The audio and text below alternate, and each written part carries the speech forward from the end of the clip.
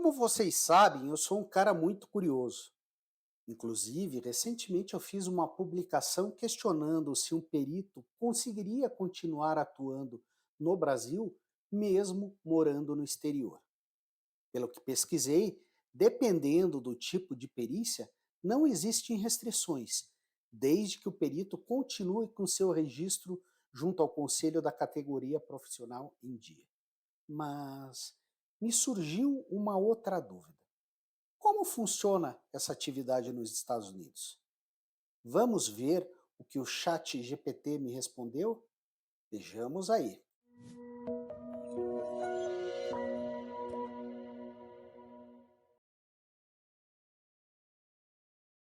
Muito bem.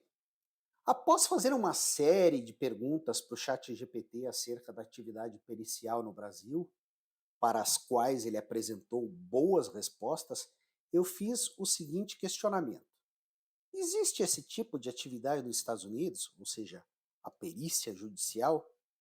O chat GPT então me respondeu o seguinte: sim, nos Estados Unidos também existe atividade de perícia judicial, que é chamada de Forensic Expert ou Forensic Examiner.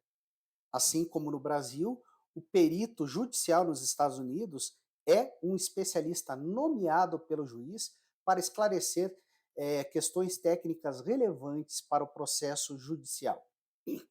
No sistema judicial americano, o papel do perito é semelhante ao que é desempenhado no Brasil, fornecendo informações técnicas e científicas para ajudar o juiz a tomar decisões justas e equitativas. Os peritos judiciais nos Estados Unidos podem ser chamados a atuar em diversas áreas, tais como contabilidade, engenharia, medicina, psicologia, entre outras. Assim como no Brasil, o processo de nomeação dos peritos judiciais nos Estados Unidos é regido por leis e normas específicas que visam garantir a imparcialidade e a independência dos especialistas. Os peritos judiciais americanos também são obrigados a seguir procedimentos específicos e a elaborar laudos periciais detalhados e precisos. Em resumo, gente, a atividade pericial é um elemento essencial ao sistema judicial americano, garantindo que as decisões judiciais sejam baseadas em fatos e informações técnicas e precisas. Como eu atuo principalmente em processos envolvendo a revisão de contratos bancários, os quais muitas vezes demonstram que eles não acabam tendo muita validade aqui no Brasil, sendo sempre passíveis de questionamentos, eu mandei a seguinte pergunta para o chat GPT, na lata. E qual a estatística de processos judiciais envolvendo a revisão de contratos bancários nos Estados Unidos? Bem, infelizmente, ele não conseguiu me apresentar números, dados estatísticos, mas me apresentou informações bem interessantes. Vejamos.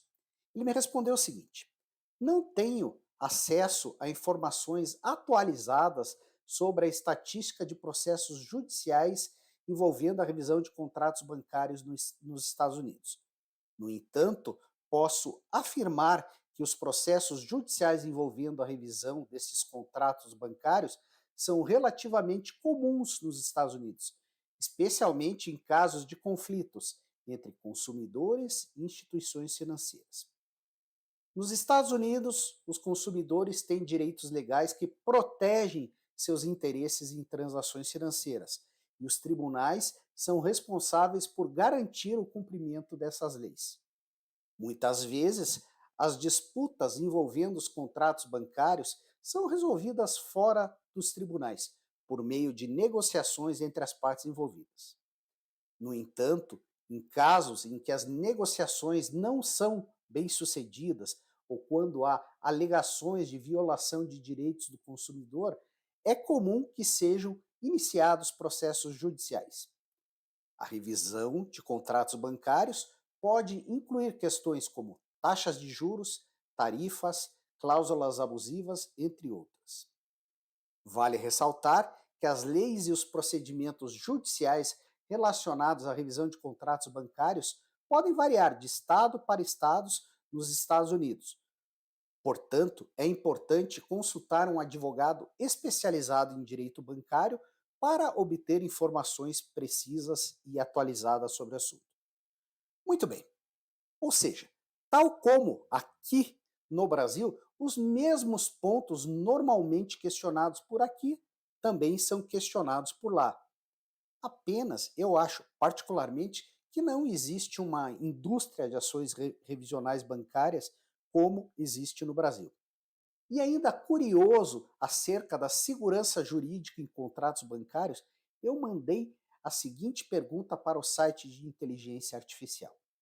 Mas, nesses casos, pode ocorrer invalidação de cláusulas contratuais por ilegalidade ou abusividade?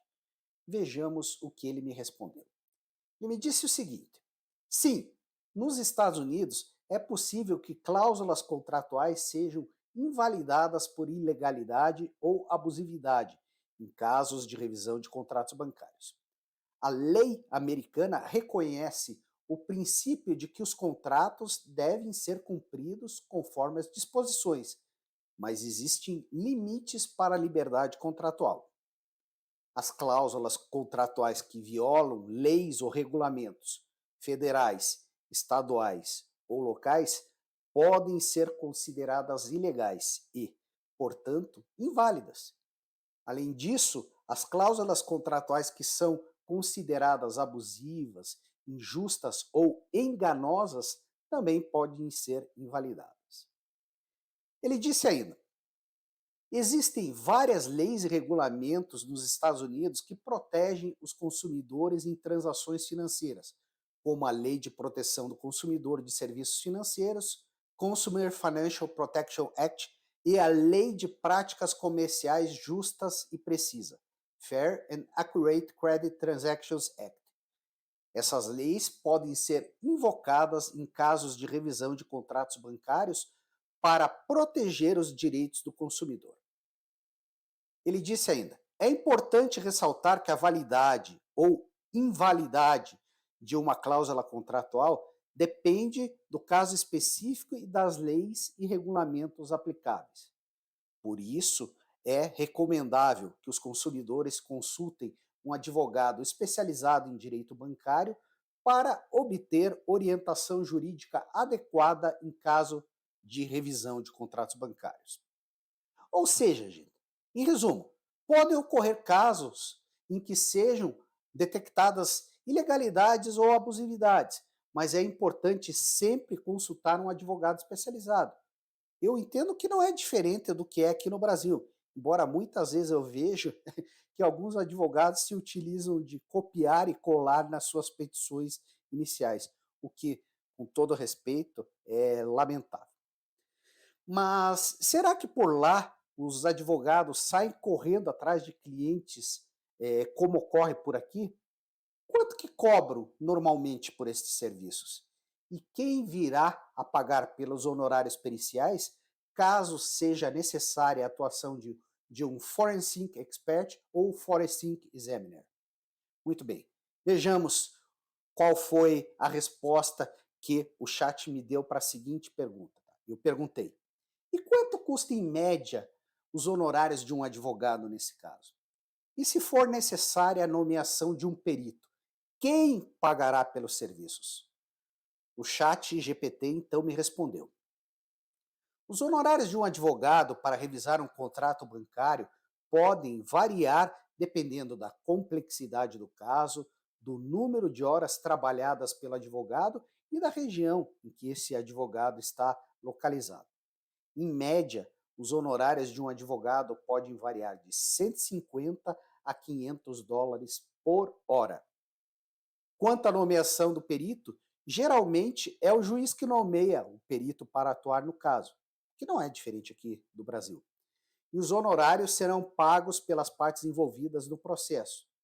O juiz pode determinar que as partes dividam os custos do perito ou pode ordenar que uma das partes pague integralmente pelos serviços deste perito. Em casos em que as partes não conseguem chegar a um acordo sobre os custos do perito, o juiz pode tomar uma decisão a esse respeito. Ele falou ainda: É importante ressaltar que, nos Estados Unidos, muitos advogados trabalham com o sistema de contingency fee, ou seja, o advogado só recebe uma porcentagem do valor de indenização em caso de vitória do cliente. Isso significa que o cliente não precisa pagar os honorários do advogado antecipadamente, mas sim uma parte do valor da indenização caso ganhe o processo. No entanto, o site GPT me disse ainda, é importante verificar com o advogado se ele trabalha com esse sistema e quais são as condições específicas. Ou seja, tal como aqui no Brasil, por lá a perícia também é paga pelas partes litigantes. Mas ainda existe uma grande dúvida, que é minha e deve ser de vocês também. Existe a gratuidade da justiça nos Estados Unidos, tal qual existe aqui no Brasil? Aí que vem a grande diferença, pessoal. O site GPT me respondeu o seguinte: nos Estados Unidos não existe a gratuidade de justiça como existe no Brasil. Nos Estados Unidos, as pessoas de baixa renda podem ter acesso a advogados gratuitos ou com preços reduzidos através de organizações sem fins lucrativos ou de serviços de assistência jurídica. No entanto, estes serviços são limitados e podem não estar disponíveis em todas as regiões. Além disso, o governo dos Estados Unidos oferece serviços gratuitos de defensoria pública para pessoas que não podem pagar um advogado em casos criminais, mas não para casos cíveis, como a revisão de contratos bancários. No sistema jurídico dos Estados Unidos, as partes envolvidas em um processo geralmente são responsáveis pelos seus próprios custos legais, incluindo os honorários de advogados, taxas judiciais e custos do perito. No entanto, em casos excepcionais, um juiz pode conceder uma taxa de honorários advocatícios para a parte vencedora, o que significa que a outra parte terá que pagar uma parte dos custos legais do vencedor. É como se fosse a sucumbência aqui no Brasil. O site ainda complementou.